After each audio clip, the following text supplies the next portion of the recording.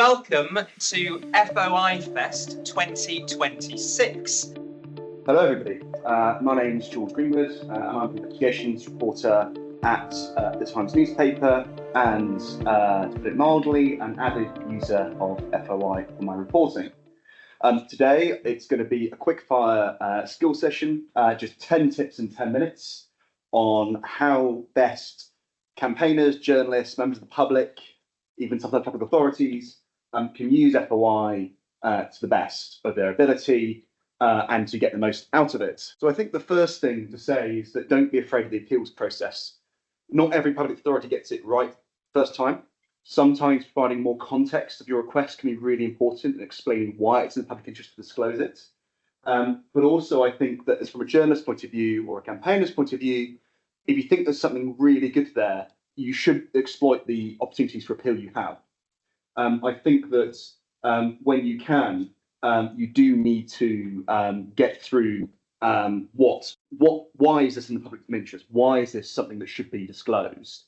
And put that in as much detail as you can to the public authority, to the ICO, to the right tribunal, maybe at some point, so that these things can be taken into account.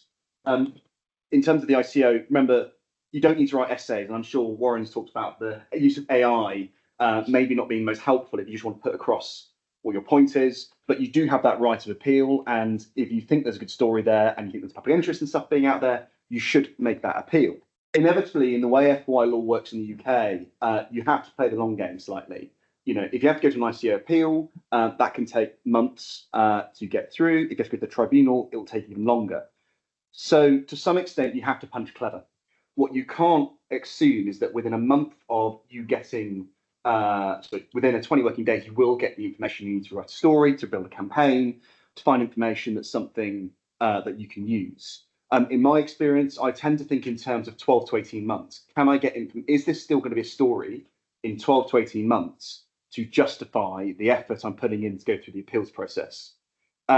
You also need to think about, really cynically, is a news editor or is your campaign chief or is your issue going to still be an issue in that time period? And I think being blunt, that's the way you have to think about these things. Sometimes you get lucky, sometimes authorities will release things within 20 working days, 40 working days, or after an internal review. It doesn't always happen. So I think you have to, if you get it early, great, but you just have to think about, is it still worth going down this level of an appeal to get where you want to go? I think what I would say is don't be afraid of the information tribunal. I know it is scary, and I certainly found it scary when I went out first time self-represent in front of a judge, but you can do it. You don't need a lawyer. What you need to do is have a serious case. I think don't take it lightly, but at the same time, you can pen and paper appeals, for example. That is just like you go to the ICO, you write down your reasons why you think information should be public, you respond to submissions from the ICO and from the public authority, and a judge, without having a hearing, will make a ruling. Now, you know, this is something that shouldn't be taken lightly. I think you really do need to think there's a story there or something important.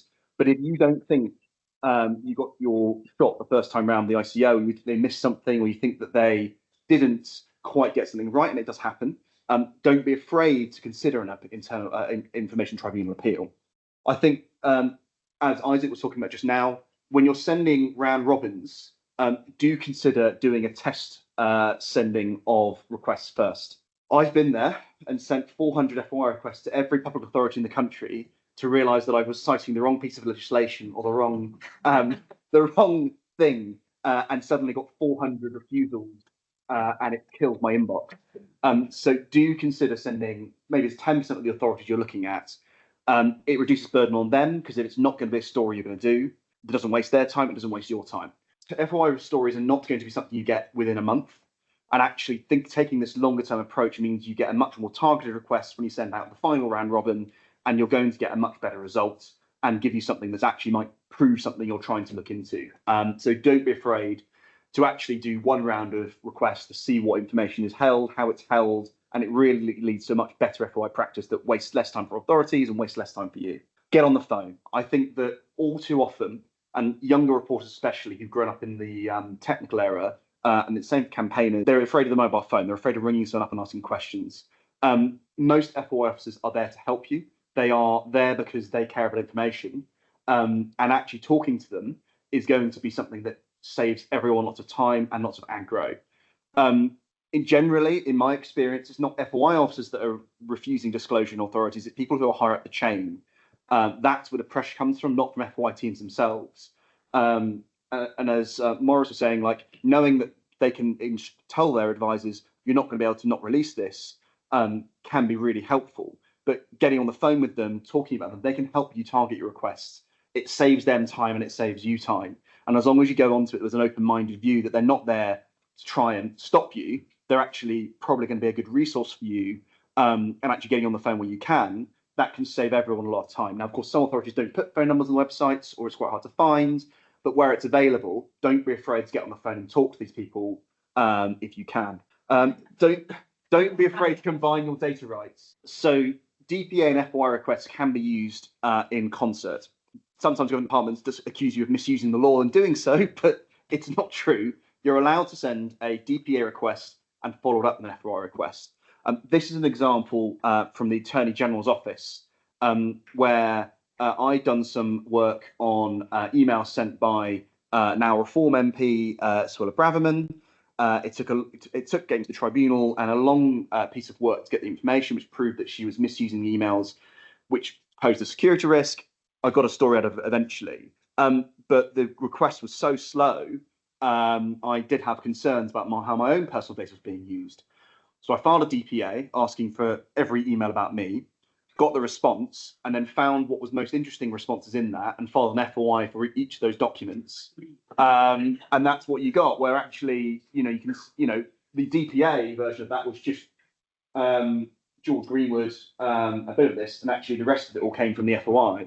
And actually, that's obviously me looking at how FOIs are politicized sometimes in public bodies. But if you've got a source or a contact or somebody who has had a bad experience with public authority, they have DPA rights as well. So you can get them to file a DPA request and then file an FOI request for the remaining information. And so combining your data rights in this way can be really effective at getting more information that would otherwise hit the cost limit, because you wouldn't, the department might quite rightly hit the Section 12 cost limit because it doesn't know where it is. But if it's searching just for your name, there isn't a DPA, there isn't a cost limit in the same way as a burden limit, which is slightly more difficult to argue around. So actually combining your data rights in this way can be really effective at looking where there's been a misuse of process around an individual, or an individual suffered from abuse by an authority or misconduct around their activity or their ability to claim benefits or something like that.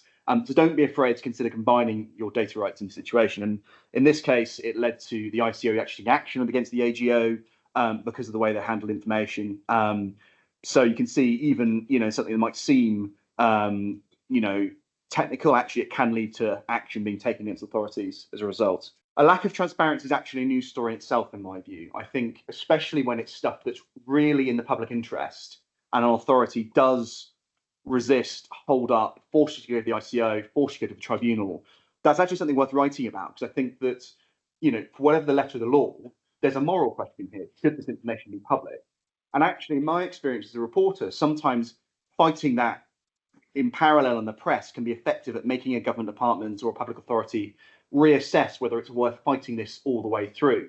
To give you one recent example, we wrote a story about the Crown Estate not releasing information about Prince Andrew's rental agreements at Royal Lodge, and a day later, I think it's the fastest FOI response I've ever had in my life. A day later, we actually disclosed the whole thing, and that let us break the story about peppercorn rent. So sometimes actually writing about transparency can be not only important for constitutional reasons, i.e. this is a topic we think we're being really badly served by government not being transparent on. It can actually be a tactic in terms of making sure they're aware that this is actually a matter of wide interest by generating that sort of public debate yourself to some extent.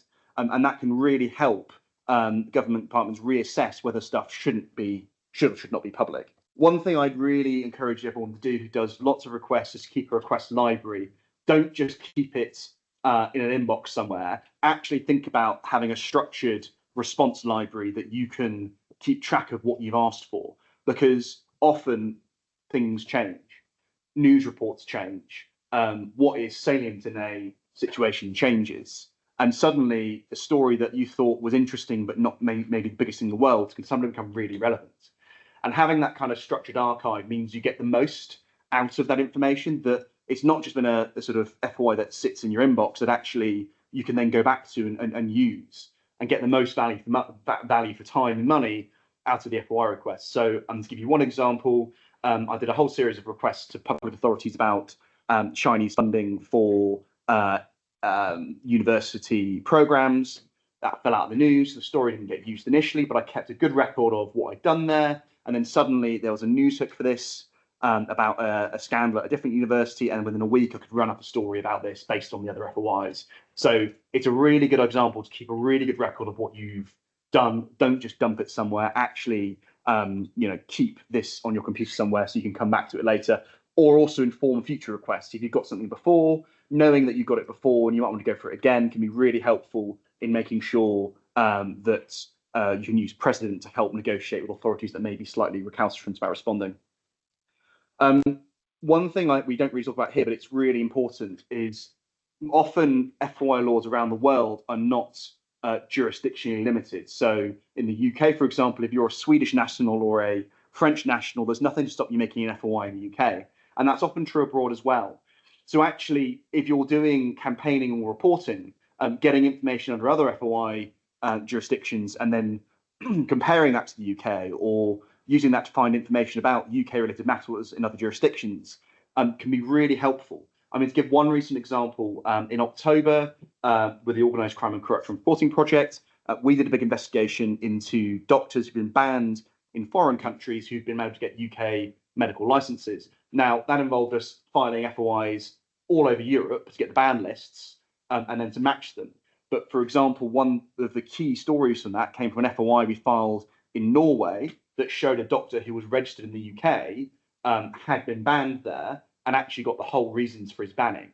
Now, in that situation, that's a clearly UK relevant story. So actually, sometimes, for example, the EU has FOI laws as well, which sometimes can be relevant for comparisons or for other things. So do be aware that your FOI rights are not just UK focused, but they are cross-jurisdictional. A US regulator may have information about a UK matter. Do think about using your rights across the world and not just in the UK. I think the thing is with all this stuff is that it's really important, and you can get very heated about thinking that things should be in public domain, but be nice. You can be firm and forceful in your arguments without playing the man, not the ball. FOI officers are normally just doing their job. And usually it's not them who is the pressure and authority not to release something. That usually comes from higher up, unless it's actually something that they really don't think should be released for good reasons. And in that case, that's a matter for the ICO or the courts to look at and come to a reasoned conclusions. Being nasty, being rude, being aggressive towards people will not help you. All it will do is make them less likely to be as helpful as possible as they can be, and undermining your potential ally within the organisation you're trying to hold to account. It's not worth it. Don't do it. Those are my 10 tips in 10 minutes. Thank you very much for listening to my rambling.